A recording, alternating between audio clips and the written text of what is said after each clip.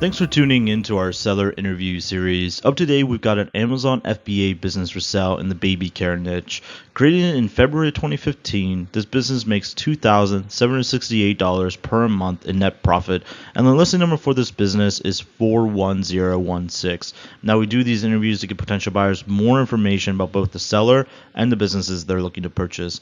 We hope these insights are helpful for you in making a buying decision. We've got the seller with us today to go through the business and cover everything from niche selection to traffic and monetization. Thanks for coming on, Kevin. Hey, thanks for having me.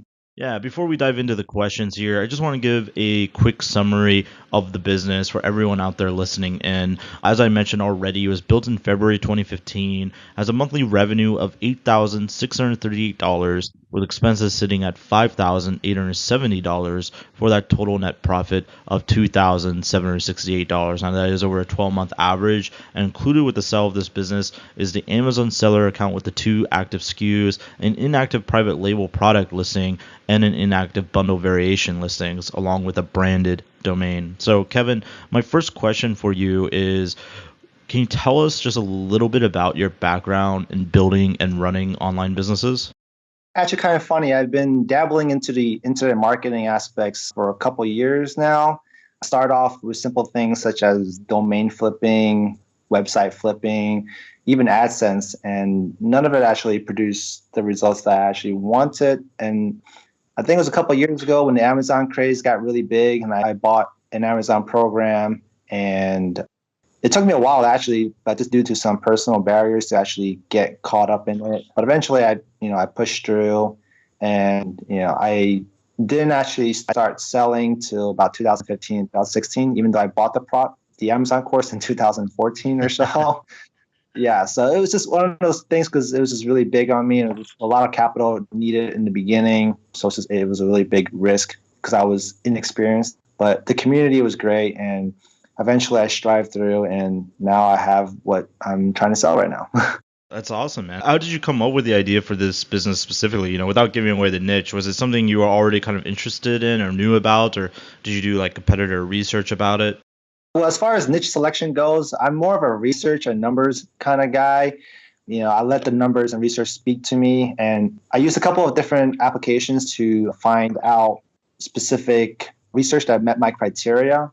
And it's funny, is my first listing, which is actually inactive at the moment, it's a higher ticket priced item. It's a little heavier, but the return was great.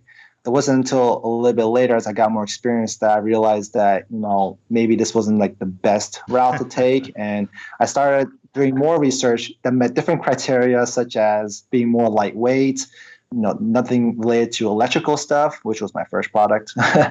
Nice. And it was cheaper, better return investment, better shipping costs, that sort of thing. And what I would do is I actually went out there and bought very generic versions of different products.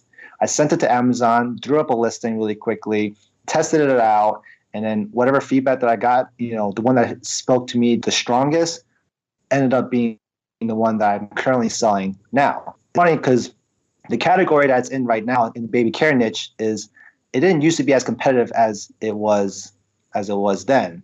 It's actually gotten more competitive now, but we're still doing a lot better than some of our competitors who have, for example, 4 times the reviews. And I think that's just due to just being out there for that long and also having the listing pretty optimized for the most part. That's great. I think that's a really cool way to go about sourcing a product. Buying just some generic one and reselling it on Amazon to see which niche works. It's a very cheap way to test the market. That's a cool idea. For someone that's looking at this business and maybe they're not super familiar with Amazon FBA, could you just briefly in a couple sentences describe how Amazon FBA makes its money? The Amazon FBA platform is a great platform. They handle all the shipping, the returns, the customer service, receiving inventory and everything. If you're a beginner, it's a great platform to start. Out of everything that I've ever tried, Amazon was probably the one thing that got me the most success in the shortest amount of time. So I really don't do much really except contact suppliers, contact my freight forwarders. And then once it goes to Amazon, all I got to do is make sure my listing is great, my reviews are answered, questions are answered. So that's really it. What's the reason why you're selling the business? You know, you have Amazon taking care of a lot of the heavy work that's traditionally associated with the e-commerce business. This is one of, your first businesses that has really been growing for you in a competitive niche. Why are you selling it? Why not just keep it and keep growing it? You know what? To be honest, I really don't want to sell it, but my lady and I were actually looking to purchase a house of our own. So this will help the down payment, as well as I'm actively pursuing other endeavors for Amazon and also outside of Amazon. So I'm never going to leave the Amazon business full per se, but the extra capital would help me tremendously. That's awesome. So you're looking to use this capital to purchase a house. Yeah, at least half of it or Nice. more. Nice. My girlfriend has pretty heavy, expensive tastes. Oh yeah, understandable. So when you first started this business, what was it like? Like you mentioned, it took you a while to gain the capital to even start the business. So what was that trajectory like for those first few weeks and months? So was it pretty high pressure? Did you start making sales right away that validated, the idea of spending all the money to start the business? Yeah, surprisingly, I still had my first sale. I was very giddy. I was very surprised. I almost wasn't expecting it, but I want to say almost like the fourth, fifth day, I got my first sale. And after the first month, sales were consistent, almost right where they are now. They haven't fluctuated since. So there's no seasonality on there whatsoever. But I did have a couple of issues back in 2016. What was it? I had some of my own personal situations that I was going through, mostly financial situations. And unfortunately, I took some of those profits and to help with my personal finances. And that actually hindered the growth of the business because I would actually run out of inventory. In fact, I probably ran out of inventory 4 to 5 times in 2016, which would be consistent with the sales data. And this can all be verified through the Keepa application. If you pull up the listing, it'll show a gap in the sales because it wasn't active. And because of that, the sales went down. But for the most part, sales are consistent now. I think I've only been out of inventory for about a week or 2 weeks for the whole entire year, 2017, thus far. So That is a common problem. I mean, Amazon FBA can be a very capital intensive game.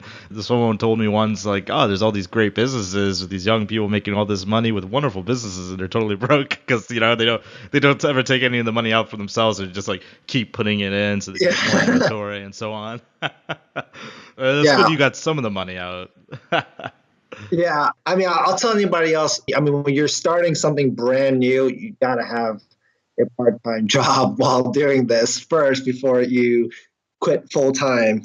Yeah, definitely, definitely. So, is there anything you learned from this business? Something that worked really well for you that stands out? Maybe something you'll apply to your other businesses as well. Well, right now, so we just recently launched our second product not long ago, and I wish I had started a lot sooner because maybe things would have moved a lot faster, you know, and maybe possibly getting investors in the beginning would have been a good choice. Well, that's really a hit or miss for some people. All I wished I would have done was expand a little bit faster with multiple products as opposed to just my one product. I got it pretty good after the first couple months, and that should have been my point of like, okay, now I can go ahead and use this extra capital and extra cash flow to get a second product in. Because once you get that second product in, cash flow is no longer a problem. Because you got two products running and you have two products giving you profits. So, and that also helps a lot too because, Amazon is a great platform, but it does have its kinks where, they can do almost practically anything they want to. And one problem that we came across was our competitor tried to complain to Amazon that we were not the legitimate seller. So they suspended the listing for a while and they requested documentation from us. We showed them all the documentation and we're saying, hey, this is our brand, this is our company, this is our supplier, here's our invoices, and this is all ours. This is, no one has this is ours. And once we show them our legitimacy that this is our company, in fact, they lifted the suspension and everything was fine. So, but that's something that comes with the territory, So another thing was, that really worked was don't be afraid to increase the prices. I wish I increased my prices a lot sooner. So when I first started, I did all my research. A lot of my competition was selling about $14.97, $17.97, that range there.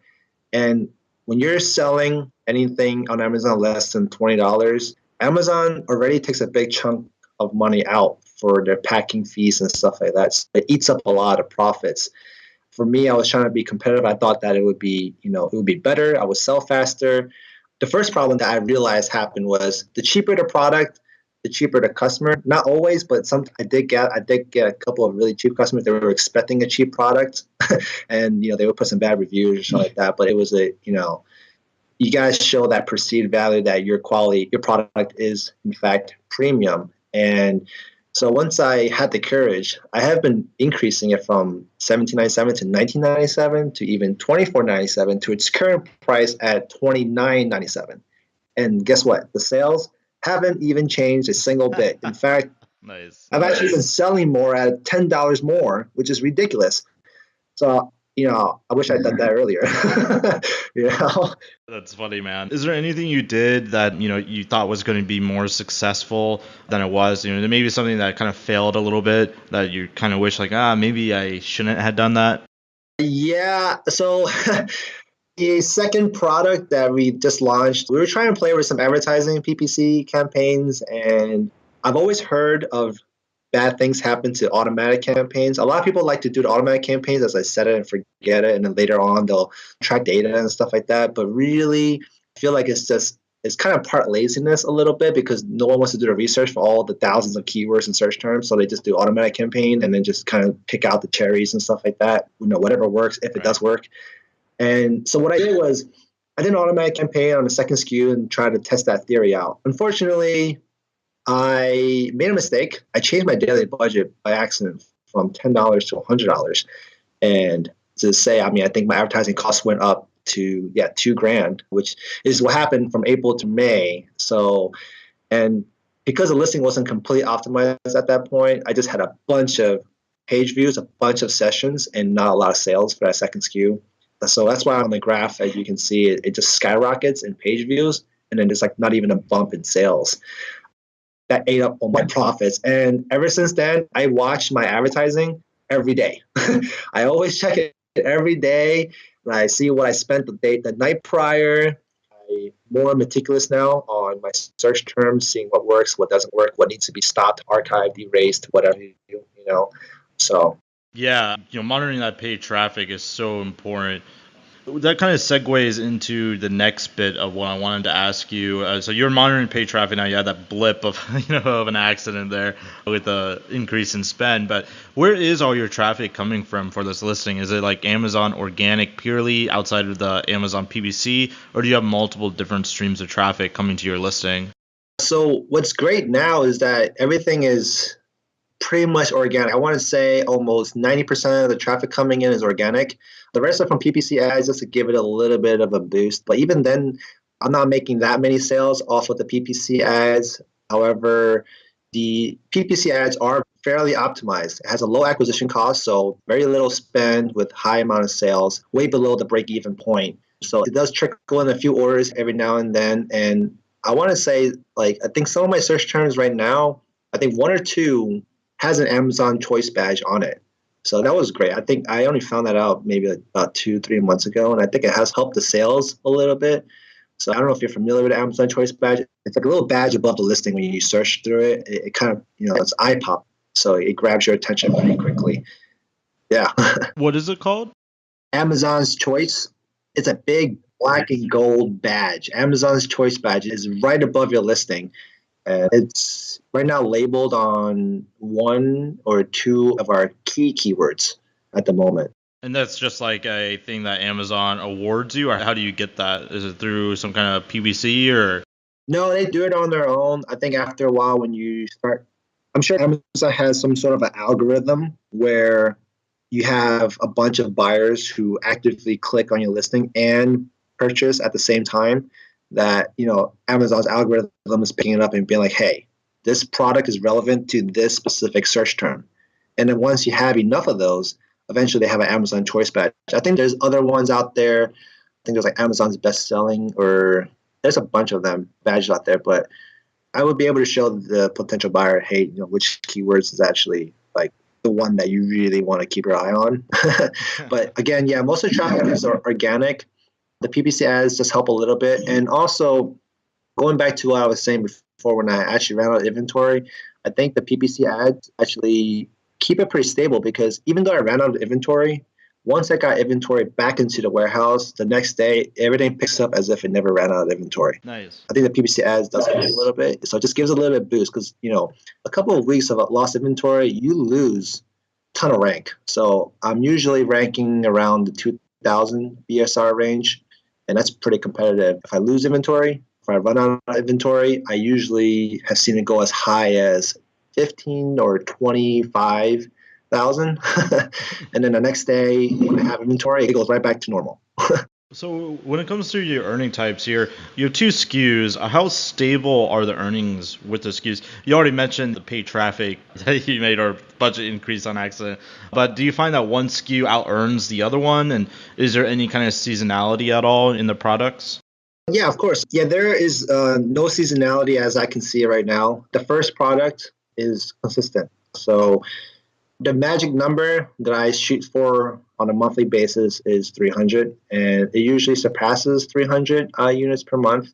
The second SKU is because it's fairly brand new, it's still up and coming, but it does account for about 100 extra units per month. So it's not a lot, but it's slowly coming up just because we're just starting to get the reviews in, and we're still optimizing, the search terms as well as which search term to put inside the listing and that sort of thing.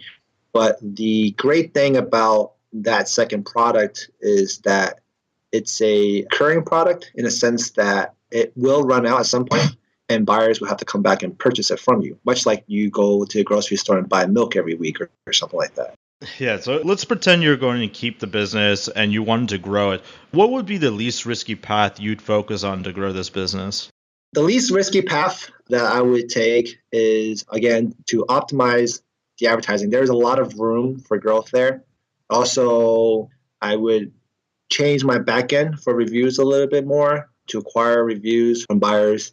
Like I said, right now, most of our competitors have about 4 or 5 times the amount of reviews that we have, but we're actually selling a lot more than they are. And this is according to, the data analytics from Jungle Scout and other applications. So we just optimize that a little bit more. And our first SKU, actually, what I've realized is I can actually bundle it or even change like a variation, like a 2-pack or 3-pack, because what I'm noticing more and more is that a lot of buyers are buying them in multiples, and it actually makes sense now, but I'm not a parent, so it was really hard for me to see that, but now I see it. So that's probably one thing I would kind of add on. And you were saying about the risk too, weren't you? Yeah, so that would be like your least risky path, right? What would you do if you were incredibly risky and just wanted to grow the business as fast as humanly possible? Would you do anything different outside of bundling? The most risky way, I actually wanted to incorporate the Facebook ads into the business because I'm actually using that on my other endeavors, and it's actually working really well. Was trying to find a way to incorporate that into the Amazon listing as well. But obviously that involves more capital, so that will be a risky endeavor to take on, for someone who might not have enough capital to begin with. So yeah, I can hear you. Speaking of risk, what do you think the biggest risk is to a business like this that buyers should be aware of? The biggest risk that I can say, to be honest, there isn't that much, but there are certain things that have come across. For example, I've had delays in customs because everything is bought from China. And, fortunately, my manufacturer is great. We've been in a long history, good standing with my supplier and my freight forwarder. They've always shipped things on time. They've always got all the documents in place without even me being a part of it. It's pretty hands off. But unfortunately, U.S. customs can be very complex, and unfortunately, we cannot control them. And there's been times where it was delayed in customs for longer than I expected. So usually now, I estimate from the time my freight forwarder picks up the shipment and sends it out from China, I take a maximum of 30 days as a maximum. That also includes the UPS pickup from the company in LA's warehouse to the Amazon warehouse. So that means active and listed on Amazon, ready for selling. So all in all, I take about 60 days. So 30 days for manufacturing process, and 30 days to get it into the Amazon warehouse for sale to account for any delays whatsoever. Other than that, usually, sometimes if the customs goes great, I'll usually get it within 24 days instead of the 30-day mark. Another thing is you have to account for the 30 days. So, yes, this is a very hands-off business, but you still need to keep track of the data, know how many sales you're making every day. And actually, I don't watch my numbers on a day-to-day basis per se. I actually input it into my documents on a weekly and monthly basis, because you're going to have good days and you're going to have bad days, but it's always consistent on a weekly basis and on a monthly basis, because you're going to have holidays. You're going to have days where people just don't want to buy for whatever reason. Maybe, for example, on July 4th, everyone's out celebrating. They're not on Amazon buying things. Right. Yeah, but once you know those 30 days, it's important for you to understand your 30-day average units sold for the month. So that way you can account for inventory control. So let's say you average 500 units per month, then for a 60-day lead time from the manufacturer to the Amazon warehouse, I need to have 2 months worth of inventory at least, so maybe 1,000. But to give myself a buffer zone, I might do 1,100 or even 1,200. And what's great about Amazon's platform is that you can go inside and you can set up a number or an alert. So I have an alert on my Amazon dashboard that tells me when I go below a certain number. And that's kind of my cue that says, okay, hey, I need to go and contact my China supplier and be like, hey, I need 2,000 more units. Yeah. So that keeps inventory control in. Another thing is, because Amazon tries to appeal to a larger audience, you're going to have a bunch of nasty competitors. You're going to have a lot of black label competitors. They just do things that are out of the regulations in terms of services of Amazon. So I've gotten bad reviews, some reviews that don't make sense, some reviews that are even unverified. But what's great about our reviews is that we don't compensate for any reviews. So I don't know if you've seen on Amazon, if you've gone to like specific products where every review says, oh, I received this product at a discount, or I received it for free in exchange for my review. We don't have a single review that says that, because we wanted to stray away from that. Everything looks very organic. So we're going to have good reviews, we're going to have bad reviews. But as long as you churn out good reviews more than the bad reviews, you will literally bury the bad reviews. So that's just one thing, because in the beginning, when I first started out and I got my first bad review, I freaked out because I was like, oh no, everyone's not going to buy my stuff. And as it turns out, it actually doesn't affect that much. Sales have been very consistent, even with some one-star reviews. Some people were unhappy, but I try to stay on top of my customer service, and usually actually, I have one review that I can remember very, very well. That was a one-star review, but after the customer service, they edited it. And actually wrote on there, this company had, did this and this, and they had excellent customer service, and then they changed their one-star review to a 5-star review, and it's actually one of the top reviews. Yeah, so people can see that, and it looks great on there. So can you describe the amount and type of work you're doing right now to maintain this business, maybe on a weekly or monthly basis?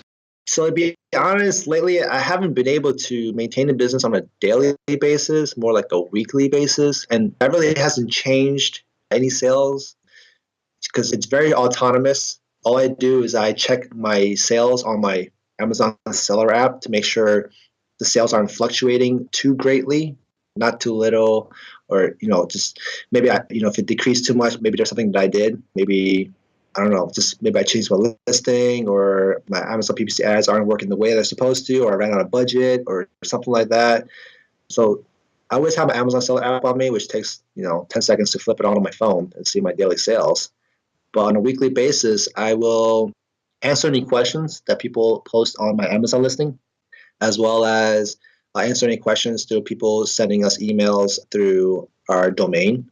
And I always answer all the reviews, whether it's good or bad. I'm always commenting on those. So I just keep track of those. And then that's really it. And then when I run out of inventory, the only thing I do is I send out an email to my supplier, and I'd be like, hey, I need 2,000 more units, and then I call my freight forwarder up. I tell them, hey, there's going to be this amount of many boxes, this amount how many units, this is the estimated time of completion, here's the FBA labels, and then that's it. And then they'll keep me up to date on when the estimated time of departure is versus the actual time of departure versus the estimated time of arrival at the LA port and the actual time of arrival.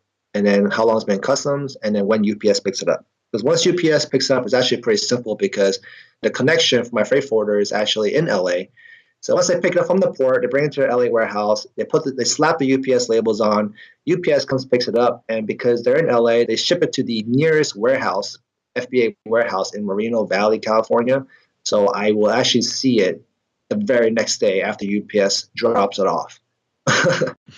That's great that they're actually like in the port with you and everything like that. Moving to some wrap-up questions here, would you be willing to commit to a non-compete with the buyer? Sure. And how much support would you be willing to offer that buyer?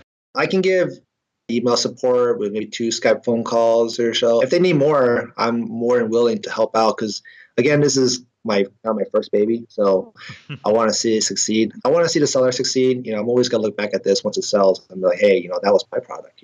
So cool that it's doing great. Absolutely, I can understand that for sure. Yeah, so if the buyer needs more support after the 30 days or so, email will be fine. If they need like a yearly email support for like the next year or something like that, or the next couple months. Prefer the next couple months, but I don't think they would even need that much, to be honest with you. I'm just throwing it just in case kind of thing. Yeah, understandable. So you have support, within reason for the new buyer to contact you if they of course. have any kind of need.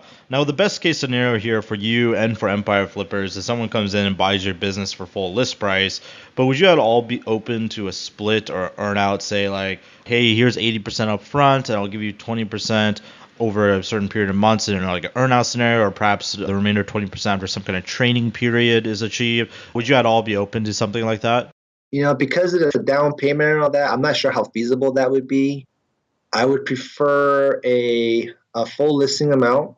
However, depending on the circumstances, I may or may not be able to accept 80 to 90%, or maybe even 90%. The rest 10% has to be the following month. So it's not over an extended period of time. Yeah. So obviously, each one of those are very much individualized, case-by-case basis. So I know that could be a difficult question to answer there. I have one final question for you, Kevin. But before I ask you it, I just want to give a quick summary of the business again for everyone out there that's been listening in. So as I mentioned at the top, this business was built in February 2015, has a monthly revenue of $8,638, with expenses sitting at $5,870 for that net profit of $2,768. That is over a 12-month average. And included with the sale of the business is the Amazon seller account with 2 SKUs, inactive private label product listing, an inactive bundle variation listings, and the branded domain. So Kevin, my final question for you is, what is your best pitch in 30 seconds or less on why someone should purchase this business? What's great about this business is that everything is autonomous. I've pretty much done all the heavy lifting here. So you need very little time and effort to maintain the business. And everything is set up to be pretty hands-off. And that's exactly the way I wanted it, because my plan was actually to create 10 of these. So it's easier to manage 10 of these with low to moderate competition when everything is so automated, as opposed to having one in a high competitive niche. So you're not starting from the ground up. It's at a really good place and has potential for growth. And sales are generated consistently. So it's not seasonal, it's evergreen. There's no guesswork on how much I'm going to make this month. If anything, I'll usually make more than what I estimate. The risk have been taken out of the equation, and you have a reputable supplier and a reputable freight forwarder with a long history with this brand. So everything is very seamless. And again, this was my first successful brand. So I want to help the new buyer as much as I can, within reason, of course, and see it succeed beyond what I've already created. Yeah, there's a great pitch there.